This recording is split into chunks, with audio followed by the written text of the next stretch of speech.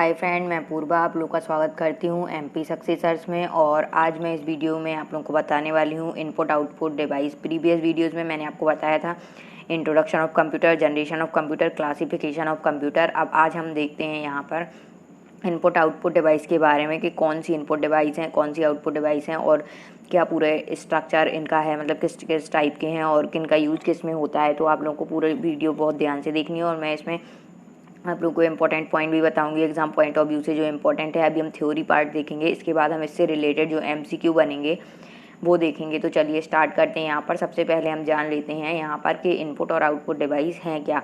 तो यहाँ पे हम देखेंगे फर्स्टली कि इनपुट और आउटपुट डिवाइस।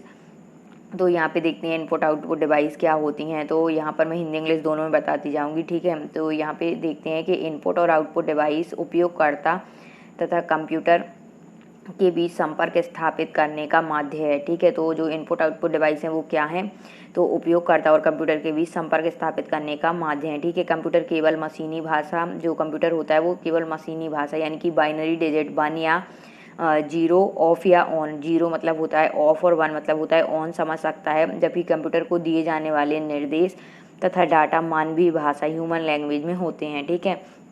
अतः कंप्यूटर को इनपुट दिए जाने से पहले उसे मशीनी भाषा में बदलना ज़रूरी है, ठीक है। तो अभी हम ये बाइनरी डिजिट और ये सारा ये जो नंबर्स हैं वो भी पढ़ेंगे इसमें, ठीक है, कि कैसे निकालते हैं, क्या कैसे इनका यूज़ होता है, ठीक है। अभी ये देखते हैं हम कि दूसरी तरफ कंप्यूटर द्वारा प्राप्त परिणाम भी मशीनी भाषा में होता है, जिसे उपयोगकर्ता तक पहुंचाने के लिए मानवीय भाषा में बदलना पड़ता है। यह कार्य जो है इनपुट आउटपुट डिवाइस द्वारा किया जाता है। उपयोगकर्ता कंप्यूटर को डाटा तथा निर्देश इनपुट डिवाइस के जरिए देता है। इनपुट डिवाइस इसे मशीनी भाषा में परिवर्तित कर कंप्यूटर को देता है। जैसे कीबोर्ड तथा माउस दो लोकप्रिय इनपुट डिवाइस हैं, ठीक है।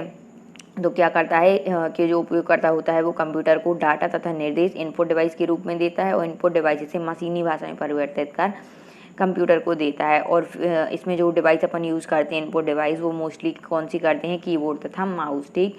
अब यहाँ पे हम देखते हैं कि डाटा प्रोसेस के बाद क्या होता है। तो डाटा प्रोसेस के बाद कंप्यूटर द्वारा दिए गए परिणाम जो होते हैं वो आउटपुट डिवाइस के जरिए हम प्राप्त करते हैं या प्राप्त किए जाते हैं, ठीक है। तो इस टाइप से ये होगा। अब आउटपुट डिवाइस मशीनी भाषा में प्राप्त परिणाम को मानवीय भाषा में बदलकर उपयोगकर्ता के लिए प्रस्तुत करता है। तो जो आउटपुट डिवाइस हैं वो कौन सी हैं, तो वो मॉनिटर और प्रिंटर तथा स्पीकर कुछ आउटपुट डिवाइस हैं। अभी और भी हम देखेंगे इसके माध्यम से सारी आउटपुट डिवाइसेस को यहाँ पर देखेंगे, ठीक है। अब यहाँ पे जो इनपुट डिवाइस है वो क्या है, तो यह एक विद्युत यांत्रिक युक्ति यानी कि इलेक्ट्रोमैकेनिकल डिवाइस है जो डाटा और अनुदेशों को स्वीकार कर इन्हें बाइनरी रूप में परिवर्तित कर कंप्यूटर के प्रयोग के लायक बनाता है। इस प्रकार वे यंत्र जिनके द्वारा डाटा व अनुदेशों को कंप्यूटर में डाला जाता है इनपुट डिवाइस कहलाते हैं। Computer input data text, sound, चित्र, इमेज, चलचित्र, वीडियो या सॉफ्टवेयर प्रोग्राम के रूप में हो सकता है, ठीक है। फिर यहाँ पे अब हम देखेंगे कि जो यहाँ पर किस टाइप से वर्क करता है इनपुट आउटपुट डिवाइस, ठीक है। तो हम क्या करते हैं, हम डाटा और अनुदेश को मानवीय रूप में देते हैं, ठीक है। जैसे अपन को कुछ भी मैटर टाइप करना है, सपोज वर्ड पर मुझे कोई मैटर टाइप करना है, ठीक है। तो इसमें मैं कैसे डेटा दूंगी कंप्यूटर में वर्ड पर, तो अपने मतलब कि उंगलियों से मैं इनपुट डिवाइस का यूज़ करके, जैसे कीबोर्ड का यूज़ करके मैं उस डेटा को इनपुट करूंगी और फिर डेटा और अनुदेश यहाँ वो बाइनरी रूप में वो डेटा चेंज होके इनपुट से जाके मतलब कि कंप्यूटर की जो सीपीयू है उससे प्रोसेस होगी यहाँ पर, और वो डेटा हमको कंप्यूटर की जो मॉनिटर स्क्रीन है उस पर दिखाई देने लगेगा, ठीक है, वर्ड पर। और फिर उसके बाद उसे हम क्या कर लेंगे, सेव कर लेंगे। प्रिंट सेव करने के बाद या प्रिंट करना होगा हमें, तो हम कंट्रोल पी से प्रिंट वगैरह करके प्रिंट का मतलब दबाएंगे, प्रिंट करेंगे तो वो हमें हार्ड कॉपी के रूप में प्रिंटर से प्रिंट के फॉर्म में निकल आएगा, ठीक है, पेज के फॉर्म में। तो वो हमारा आउटपुट हो जाएगा। तो यहाँ पर हमारा सिर्फ सीपीयू मतलब इनपुट डिवाइस के लिए बताना था। तो इस टाइप से ये डाटा इनपुट किया जाता है, ठीक है। डाटा और अनुदेश ये बाइनरी रूप में जाते हैं सीपीयू में और फिर हमें यहाँ पर मतलब कंप्यूटर स्क्रीन पर फिर दिखाई देते हैं, ठीक है।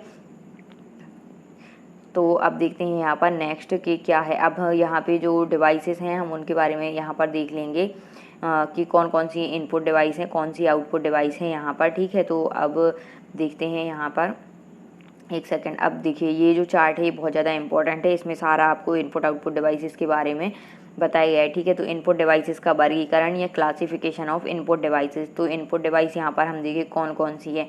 तो सबसे पहले इनपुट डिवाइस को 2 पार्ट्स में डिवाइड किया गया है, ठीक है। ह्यूमन डेटा एंट्री डिवाइस और सोर्स डेटा एंट्री डिवाइस। तो जो ह्यूमन डेटा एंट्री डिवाइस है वो कौन कौन सी हैं। तो कीबोर्ड का यूज़ करते हैं हम कंप्यूटर में डेटा डालने के लिए। पॉइंट एंड ड्रॉ डिवाइस का यूज़ करते हैं, फिर पिक डिवाइस का यूज़ करते हैं। अब यहाँ पर कीबोर्ड तो आपको पता ही है सिंपली जो आप मोस्टली यूज़ करते हैं। फिर पॉइंट एंड ड्रॉ डिवाइस कौन सी है, तो इनमें आप माउस का यूज़ करते हैं, ठीक है। ट्रैक बॉल का यूज़ कर सकते हैं और जॉयस्टिक का यूज़ करते हैं, ठीक है। तो इसमें जो जॉयस्टिक वगैरह है वो गेमिंग खेलने के लिए मोस्टली यूज़ किया जाता है, ठीक है। अब यहाँ पे हम अगर देखें यहाँ पर ये पिक डिवाइस, तो पिक डिवाइस कौन सी हैं, तो वो हो गया लाइट पेन, जो मैंने आपको पहले बताया हुआ था, एक क्वेश्चन आया था। फिर टॉर्च स्क्रीन, ठीक है। अब लाइट पेन के भी सब डिवीज़न है, तो यहाँ पर वो हम देख लेते हैं कि लाइट पेन के कौन से सब डिवीज़न है। तो जो लाइट पेन के सब डिवीज़न यहाँ पर लाइट पेन के नहीं है, सॉरी, ये ऑडियो इनपुट डिवाइस के हैं। ये टॉर्च स्क्रीन यहाँ पर है और लाइट पेन है, ये पिक डिवाइस हैं, ठीक है।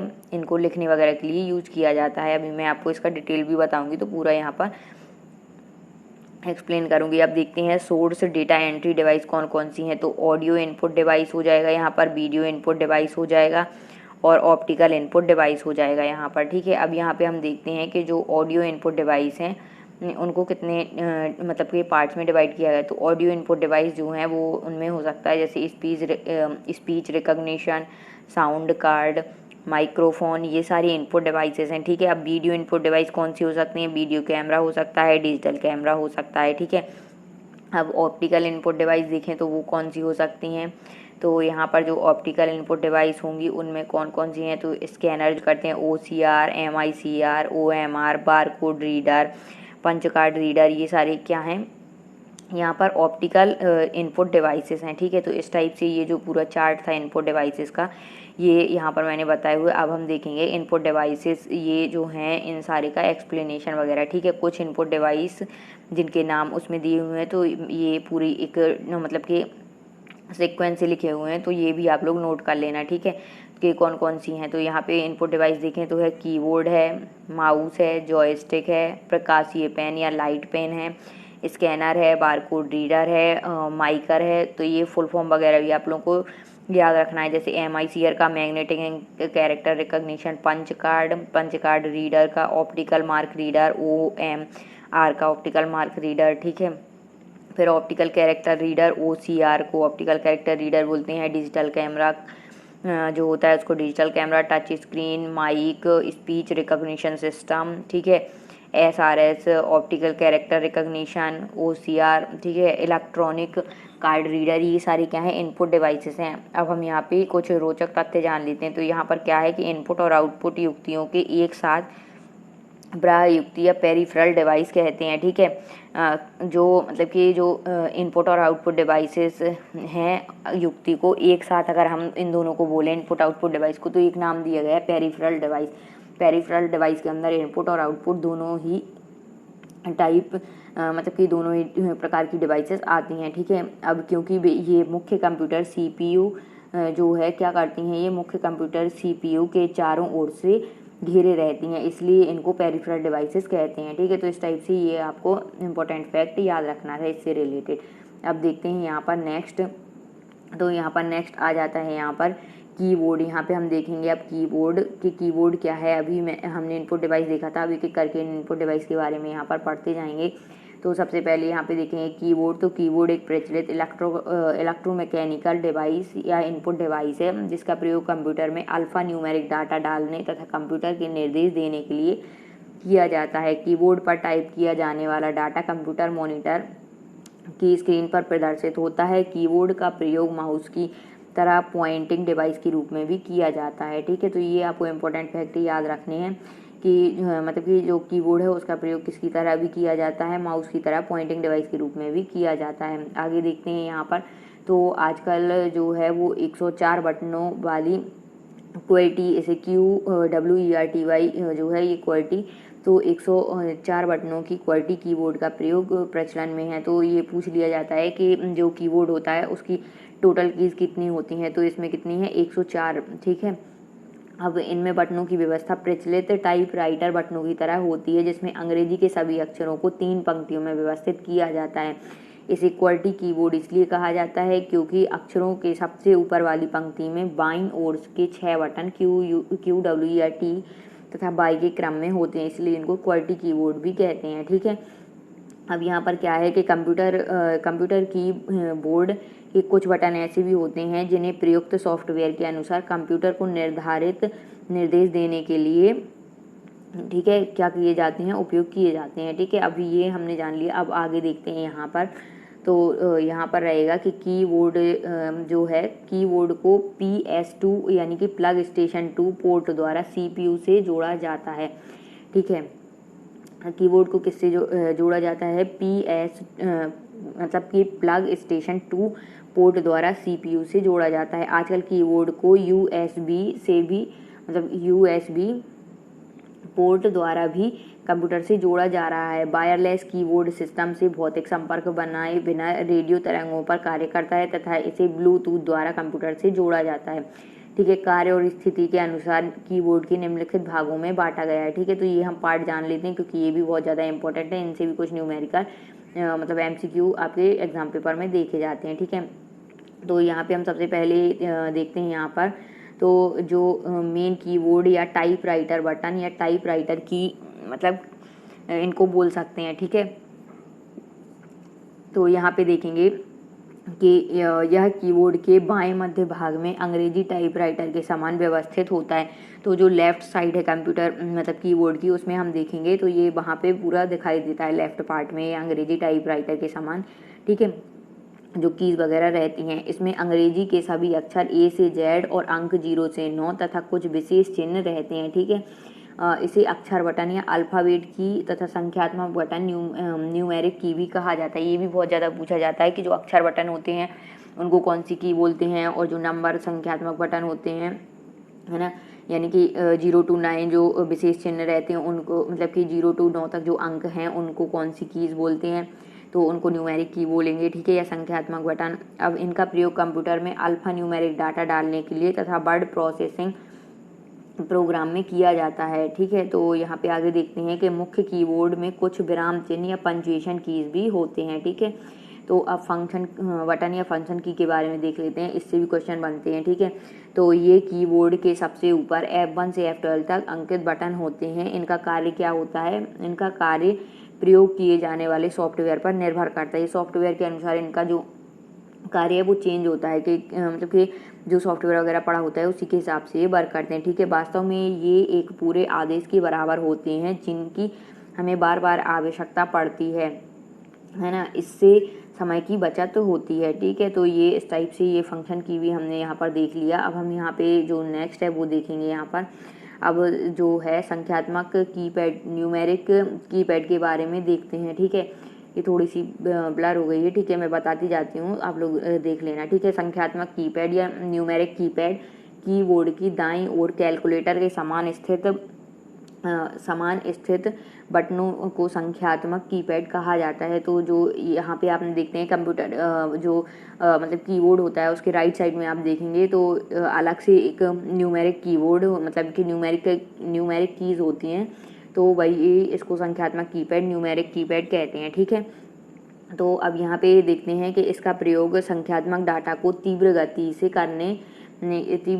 भरने के लिए किया जाता है। ठीक है, जो इसका प्रयोग है वो संख्यात्मक डाटा को तीव्र गति से करने के लिए किया जाता है। इसमें 0 से 9 तक दशमलव, जोड़, घटाना, गुणा, भाग के साथ न्यूमेरिक लॉक या नंबर लॉक, जैसे न्यूमेरिकल लॉक या नंबर लॉक तथा एंटर बटन भी होते हैं। ठीक है, ध्यान रहे कि 0 से 9 तक की संख्याओं के बटन मुख्य कीबोर्ड पर भी होते हैं तथा दोनों का समान परिणाम होता है। ठीक है, चाहे आप मेन कीबोर्ड जो है वहाँ से भी आप जो इनपुट है वो डाल सकते हैं 0 से 9 तक के नंबर्स का, और चाहे आप इस न्यूमेरिक की से यूज़ करके इनपुट डाल सकते हैं 0 से 9 तक, रिजल्ट सबका सेम ही आएगा। ठीक है, अब ये देखिए इस टाइप से ये नंबर जो न्यूमेरिक कीपैड रहता है वो रहता है पूरा। यहाँ पे आप राइट साइड में देखें कीबोर्ड के, अभी मैं पूरा कीबोर्ड भी आप लोगों को बताऊँगी तो आप लोगों को पूरा क्लियर हो जाएगा। ठीक है, तो इस टाइप से ये रहेगा। अब यहाँ पे देखते हैं ये संख्यात्मक कीपैड का है, ठीक है। और पूरा कीबोर्ड अभी मैं यहाँ पे बताऊंगी आपको। तो अब संख्यात्मक कीपैड यहाँ पे देखें तो न्यूमेरिक कीपैड के कुछ बटन दो कार्य करते हैं।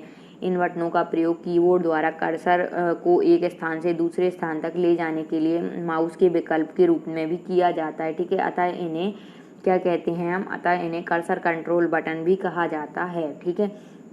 तो इस टाइप से ये आप रखना याद कि यहाँ पे इन्हें कर्सर कंट्रोल बटन भी कहा जाता है, क्योंकि जो न्यूमेरिक कीपैड होते हैं उनमें कुछ बटन दो कार्य करते हैं, ठीक है। तो इनका प्रयोग कीबोर्ड द्वारा कर्सर को एक स्थान से दूसरे स्थान तक ले जाने के लिए माउस के विकल्प के रूप में भी किया जाता है, ठीक है। अब यहाँ पर नेक्स्ट देखते हैं हम यहाँ पर। तो नेक्स्ट अब मैं आपको पूरा कीबोर्ड ही बताऊंगी, तो इसमें सारी जो है वो सब पता चल जाएगा आपको। यहाँ पे देखते हैं, एक सेकेंड, किया जाता है जो हमने पढ़ा था अभी, ठीक है। न्यूमेरिक कीपैड के बारे में पढ़ रहे थे। तो इसका प्रयोग कंप्यूटर गेम को नियंत्रित करने में किया जाता है। ये जो स्टिक का यहाँ पर मतलब कि इसका भी यूज किया जाता है यहाँ पर। अब यहाँ पे देखते हैं, यदि नंबर लॉक बटन ऑन है तो न्यूमेरिक कीपैड का प्रयोग, जो न्यूमेरिक कीपैड है उसका देखें तो यदि जो नंबर लॉक बटन ऑन है ना, नंबर लॉक बटन ऑन है तो न्यूमेरिक कीपैड का प्रयोग संख्याओं को टाइप करने के लिए होता है। यदि नंबर लॉक क्या हो, बटन ऑफ हो, तो इन बटनों का प्रयोग एरो की तथा and, home, page up, page down, insert and delete function के लिए किया जाता है, ठीक है। अब जो नंबर लॉक बटन ऑफ होने पर इसमें संख्याएं टाइप नहीं की जा सकती। किसी किसी कीबोर्ड में नंबर लॉक ऑन होने पर एक हरी बत्ती भी जल जाती है, ठीक है, उसमें लाइट वगैरह रहती है, तो उससे पता चल जाता है कि न्यूमेरिक कीबोर्ड जो है वो ऑन है या ऑफ है, ठीक है।